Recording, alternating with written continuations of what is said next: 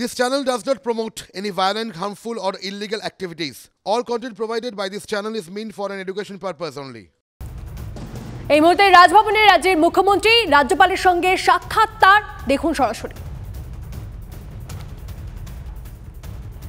যে ছবি আপনারা দেখতে পাচ্ছেন রাজভবনে চা চক্রে মুখ্যমন্ত্রী মমতা বন্দ্যোপাধ্যায় এবং রাজ্যপালের সঙ্গেও সাক্ষাৎ তার এই নিয়ে কথা বলবো। দীক্ষা আমাদের প্রতিনিধি আমাদের সঙ্গে রয়েছেন, আর কি কর্মসূচি রয়েছে তার? দীক্ষা,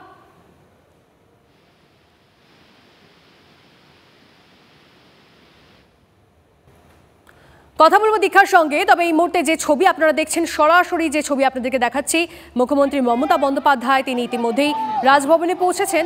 চা চক্রে মুখ্যমন্ত্রী মমতা বন্দ্যোপাধ্যায়, রাজ্যপাল সিভি আনন্দ বোস তিনিও সেখানে উপস্থিত রয়েছেন। দুজনের সৌজন্য সাক্ষাৎ দেখতেই পাচ্ছেন আপনারা, সরাসরি রাজভবনের ছবি আপনাদেরকে দেখাচ্ছি। দীক্ষা আমাদের প্রতিনিধি আমাদের সঙ্গে রয়েছেন, দীক্ষার সঙ্গে কথা বলবো। দীক্ষা, আর কি কর্মসূচি রয়েছে মুখ্যমন্ত্রীর?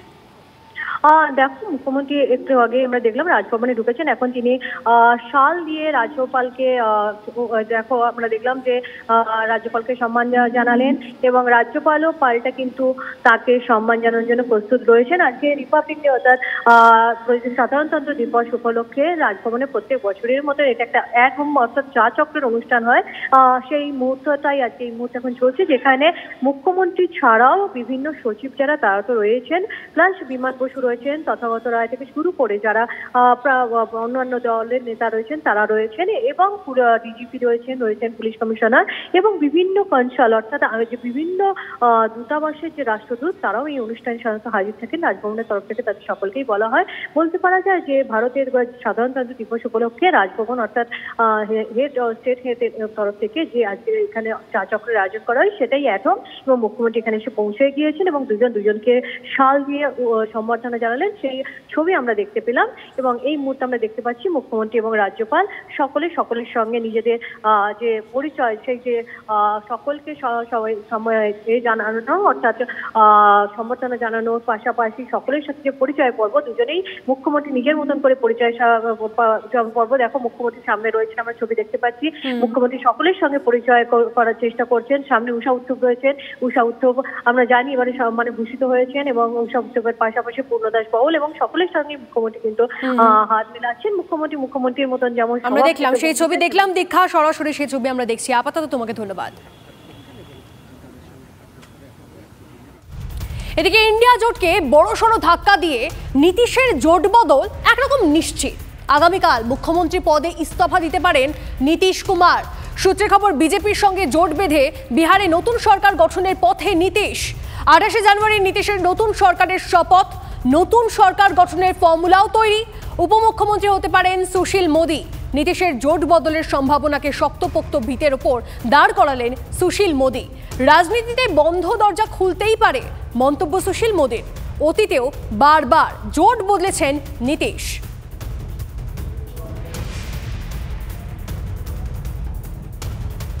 ইন্ডিয়া জোট বলে কিছু অস্তিত্বই নেই। ইন্ডিয়া অ্যালায়েন্স হচ্ছে সেই নৌকো যার কোনো মাঝি নেই, নৌকো ফুটো হয়ে গেছে সমুদ্রের মধ্যে, মোদি ঝড়ে ঘূর্ণিপাক খাচ্ছে, তো তার সেই নৌকোতে কে থাকবে? আর নীতিশ কুমার তো সবে খেলা দেখানো শুরু হয়েছে, অপেক্ষা করুন, খেলা হবে। এদিকে দেখুন, পদ খুইয়ে বেসুরো প্রাক্তন মন্ত্রী সৌমেন মহাপাত্র। পদ নেই তাই ডিএম এসপি কেউ মেলায় এলেন না। মেলায় আসেননি এলাকার চেয়ারম্যানও। ক্ষুব্ধ সৌমেন, পদ নেই তাই হয়তো কেউ আসেননি। সৌমেনের বক্তব্য ভাইরাল। তৃতীয় শক্তি মাথাচাড়া দেবে, ইঙ্গিতপূর্ণ মন্তব্য সৌমেনের।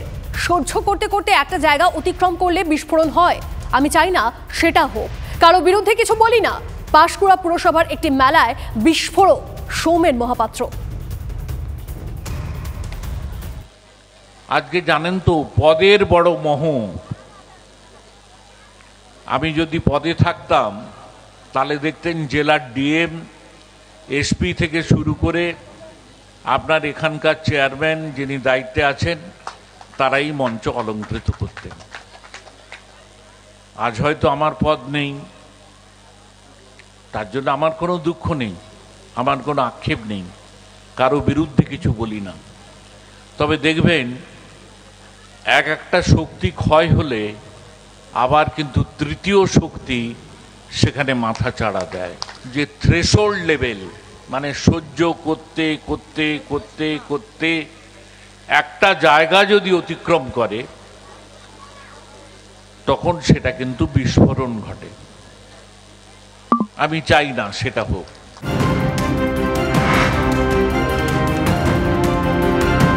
সাধারণ মুসলমানরা আর বড়লোক হয়েছে লিটন থেকে শাহজাহানরা। কত টাকার মালিক হয়েছে এরা? পাওয়ার অফ অ্যাটর্নি করে সব জমিগুলো নিয়ে নিয়েছে, সবগুলো ঘেরি লুট। এক এক জনের 8টা 10টা করে ইট ভাটা টালি ভাটা, 100 একর জমি ঘেরি। আর পঞ্চায়েতের নামে লুট আর লুট। শুধু পঞ্চায়েত নয়, বসিরহাট পুরসভা দুর্নীতির আখড়া।